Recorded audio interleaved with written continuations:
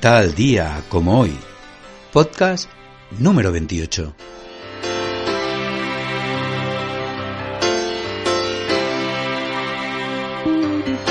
Si pudiera olvidar todo aquello que fui, si pudiera borrar todo lo que yo vi, no dudaría. Hoy vamos a hablar del 4 de junio, del día que Pablo Ruiz Picasso dio por concluido un cuadro que tardó 2 meses en hacerlo. De un cuadro que fue encargado por el gobierno de la Segunda República Española para ser expuesto en el Pabellón Español durante la Exposición Internacional de 1937 de París. Vamos a hablar de un cuadro considerado como una de las obras más importantes del siglo XX e icono y símbolo del sufrimiento que la guerra inflige a los seres humanos. Vamos a hablar de una pintura que generó asombro, difusión y controversia. Un cuadro de 7,76 metros de ancho por 3,43 metros de alto, que en la actualidad se expone en el Museo Nacional del Centro de Arte Reina Sofía de Madrid, pero que ha viajado por el mundo, por muchísimos países: Noruega, Reino Unido, Estados Unidos, Brasil, Italia, Alemania, Bélgica, Dinamarca y Países Bajos. Una obra que antes de tomar su aspecto final pasó por 45 esbozos que fueron realizados previamente a la obra y algunos tras su ejecución. Un cuadro que mundialmente ha sido un alegato a la paz y en contra de las guerras, y que durante la guerra de Vietnam, el lugar donde se exponía en Estados Unidos, fue cita de vigilias antiguerras, sufriendo un ataque en 1974 de un activista quien escribió en él "Mata todas las mentiras", protestando así contra la resolución del asesinato de 109 civiles vietnamitas en una masacre por una unidad militar de los Estados Unidos. Vamos a hablar de la historia de España, del sufrimiento humano, y aunque no hay ninguna referencia clara y concreta al bombardeo de Guernica ni a la Guerra Civil Española, es un cuadro que fue inspirado en un feroz bombardeo sufrido por la ciudad del País Vasco el 26 de abril del 37. Esto llevó al artista a pintarlo en blanco y negro como símbolo del terror y la guerra que sufría en esos momentos su patria. Un cuadro que no únicamente es un homenaje a las 126 personas que murieron en aquel ataque, sino a todas aquellas personas que sufrieron en una guerra entre hermanos, que hizo que un país se dividiera, arrancando las esperanzas, el progreso y la vida de 540.000 personas. Una obra de arte que debería hacernos reflexionar sobre la crueldad y la sinrazón del ser humano. ¡Empezamos!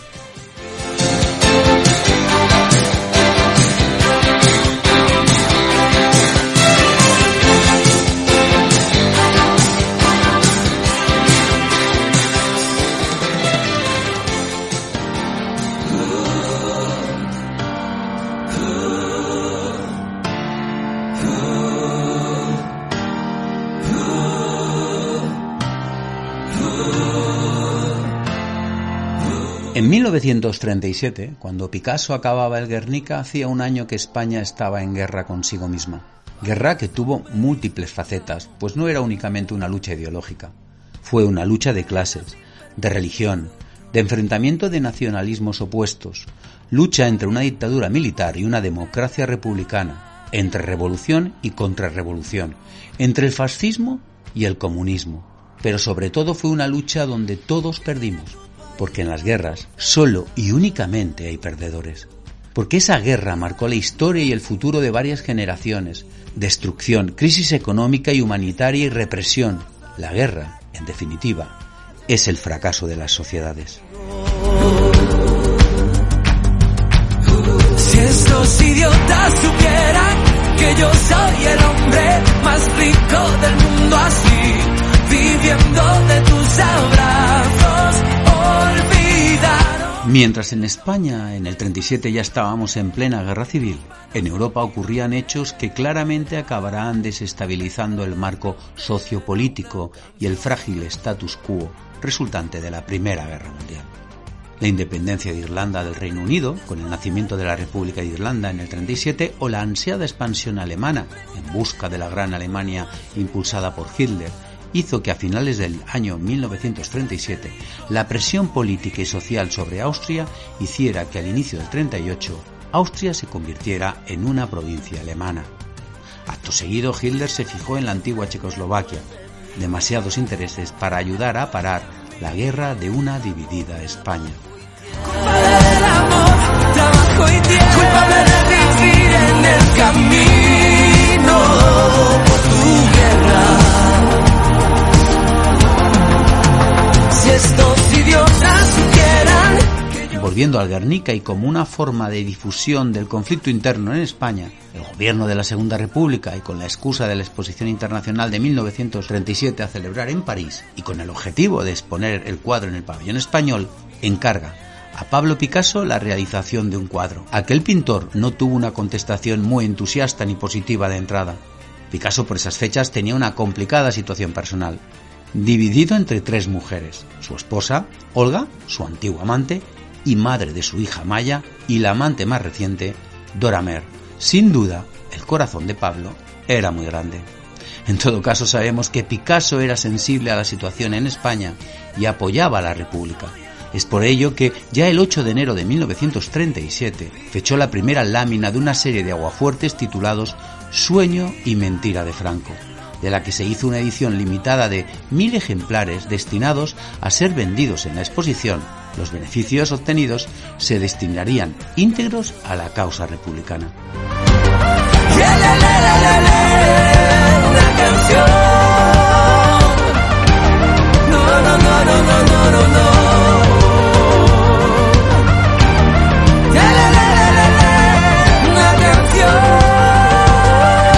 Finalmente el pintor aceptó el encargo y el gobierno de la Segunda República pagó por él 200.000 francos franceses.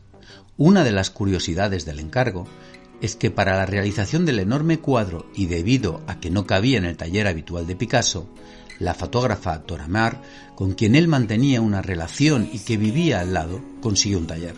Picasso lo alquiló y empleó su amplio ático como estudio. El edificio tenía una curiosa historia. Allí había situado Balzac el estudio del pintor protagonista de su novela La obra maestra desconocida, que, por cierto, Picasso había ilustrado en 1927. Sin duda, en aquella época París no solo era la ciudad de la luz y del amor, era sin duda la ciudad de la cultura. Tus horas o que toda tu risa le gane ese pulso al dolor. Puede ser que el malo sea hoy. No sé si vives solo, no sé si vives solo, no sé si vives solo. Voy haciendo mis planes, voy sabiendo quién soy. Dicen los expertos que el Guernica no es una de las mejores obras de Picasso, pero a la vez es el cuadro más famoso de la pintura contemporánea. Su imagen ha sido reproducida millones de veces. La obra tiene la capacidad de provocar a la vez a nuestros 5 sentidos. Vemos la expresión horrorizada de los rostros, oímos los gritos de protesta, sentimos el sabor de la sangre derramada en la tierra, olemos el humo del incendio y palpamos la textura de los cuerpos heridos. Y todo eso lo sentimos con una sola observación detenida de la pintura, y sin ver en ella ni una sola alusión directa a la guerra ni al bombardeo. Sin duda una genialidad, y que Picasso con ella quiso hacer recaer sobre la humanidad la responsabilidad de provocar y tolerar la destrucción y la tortura. Puede ser que la vida me guíe hasta el sol, puede ser que el mar domine tus horas o que toda tu risa le gane ese pulso al dolor. En los más de 27 metros cuadrados del lienzo, Picasso introduce 9 elementos entre personas y objetos, que van desde la mujer con el niño muerto, el guerrero, la mujer con el candil, la mujer tullida, la mujer en llamas, el toro, el caballo, la paloma, que apenas es visible y que simboliza la paz perdida, así como una bombilla que representa el progreso social y los avances científicos y tecnológicos. Se dice que hace alusión a las bombas alemanas que fueron probadas sobre la población de Guernica para comprobar su destrucción. Una de las curiosidades que más me ha impactado al leer la historia del cuadro de Pablo Ruiz Picasso tiene que ver con el momento en el que un alto cargo nazi se presenta en el estudio del pintor y este le muestra una postal de la obra a Picasso y le pregunta: ¿fue usted el que hizo esto? ante lo cual Picasso le contesta: fueron ustedes.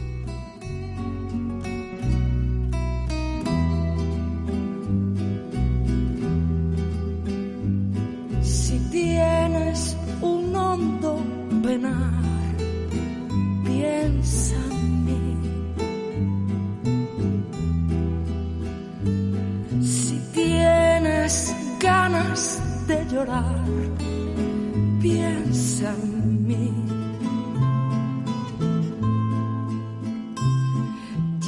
Pero como pasa con toda genialidad, siempre se crea a su alrededor leyendas y subhistorias que en la mayoría de las veces forman parte más de la ficción que de la realidad. El Guernica no ha sido una excepción y también tiene su historia paralela, más fruto de la narrativa que de la realidad. El relato tiene de protagonista al diestro Ignacio Sánchez Mejías, hombre de cultura. Había estudiado bachillerato y 2 años de medicina. Era hijo de médico, además de amigo de los poetas y escritores de la generación del 27, contando con la amistad de escultores como Mario Benlliure y pintores como Picasso, que cuando ocurrió el fatal suceso que cegó su vida, al igual que todos sus amigos, Picasso también se volcó en su recuerdo y su admiración. Si los poetas y escritores gastaron tinta en su recuerdo despierto, Pablo Ruiz Picasso quiso también tributarle su particular homenaje realizando un boceto para dedicarle un cuadro. Aunque todo quedó en proyecto, porque las circunstancias que se vivían en España en el 35 y el 36, años anteriores a la guerra, no eran las idóneas. Pasa el tiempo y ya en 1937 Picasso presenta un cuadro basado en el boceto que ideó para dedicar a su amigo Sánchez Mejías. Pero como había sucedido el bombardeo que destruyó la ciudad vasca de Guernica, decidió titularlo así. Cuando llores, también piensa en mí. El relato con el tiempo se perfecciona, llegando a tener una interpretación interesante del cuadro y sus elementos.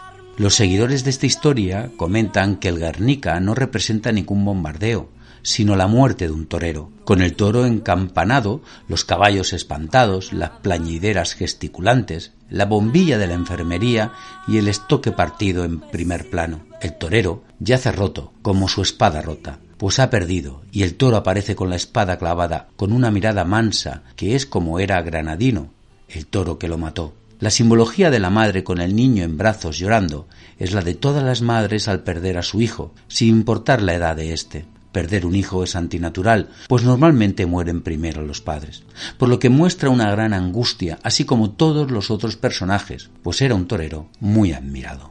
En todo caso, y más allá de crear una historia paralela teñida de verisimilitud, el Guernica es la obra de Pablo Ruiz Picasso, obra con la que se lanzó al mundo el mensaje de la barbarie, la brutalidad, el miedo y el horror de la guerra y de uno de los bombardeos sobre una ciudad para probar un armamento nuevo, tal como hemos comentado, creado por la Alemania nazi y lanzadas por el ejército de Franco. Piensa en mí. Cuando quieras quitarme la vida, para nada me sirve sin ti. Vamos llegando al final de mi 28º podcast, el dedicado al 4 de junio de 1937, el día que Picasso dio por finalizada una pintura que a mi juicio jamás estará acabada en lo emocional, porque el retrato de una atrocidad como una guerra, como el dolor infinito de la pérdida, de la lucha entre hermanos, de ver cómo la sangre riega una tierra estéril, es una historia inacabada, porque cuando hay una guerra los resultados son eternos, las grietas en el alma se cierran, pero dejan huella. Un día que el mundo vio una obra para recordarnos que nadie gana cuando la violencia se adueña del ser humano. Y en los versos que escribió Fernando Lobo, describe esa herida, describe ese cuadro. Fernando nos dice: este cuadro es una herida que se abrió y que no se cierra, un retrato de la guerra y su locura homicida. La sombra inundó la vida con su dolor infinito. El lienzo cuenta el delito para que nunca se olvide, porque el que olvida reincide. esta pintura es un grito. ¿Cómo lo hiciste, Picasso? Que a la luz de tus pinceles las verdades abren paso, incluso estas tan crueles. Aquí, la pintura estalla, oscura como un abismo, y el pincel planta batalla al olvido y al fascismo. En este lienzo salpica, con cúbico realismo, lo que sucedió en Guernica como artístico exorcismo. Cómo retrataste, Pablo, la muerte y su oscuridad. El Guernica es un retablo del altar de la verdad. Sé que lo imposible se puede lograr, que la tristeza algún día se irá, y así será la vida acá. Aprendamos de la historia, no olvidemos que no hay arma más noble y más certera que la palabra. Seamos conscientes del significado de la paz. La paz debe considerarse un valor social irrenunciable. La paz empieza por uno mismo. Nace en nuestro interior y de ahí trasciende a nuestro entorno social, a los pueblos, a los países y al mundo, porque la paz no es la ausencia de guerra ni la ausencia de conflictos. La paz tiene que ver con el respeto a uno mismo, al prójimo, a los derechos humanos, al bienestar, al derecho a la salud, a la educación, en definitiva, a la justicia social. Este es el significado social de un cuadro universal, en el que Picasso quiso reflejar el horror de la guerra, de la sinrazón, de la brutalidad y del crimen de 126 inocentes de Guernica, de un bombardeo en el que se probaron bombas alemanas que años más tarde sembrarían el horror en la vieja Europa.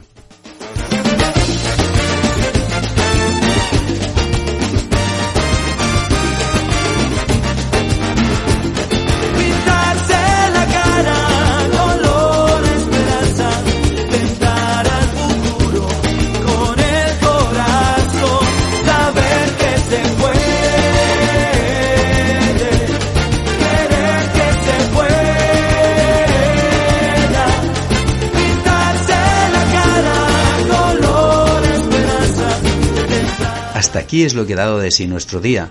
Nos volvemos a encontrar en el próximo podcast, donde hablaremos de las cosas de la vida y escucharemos buena música. Pero eso será otro día.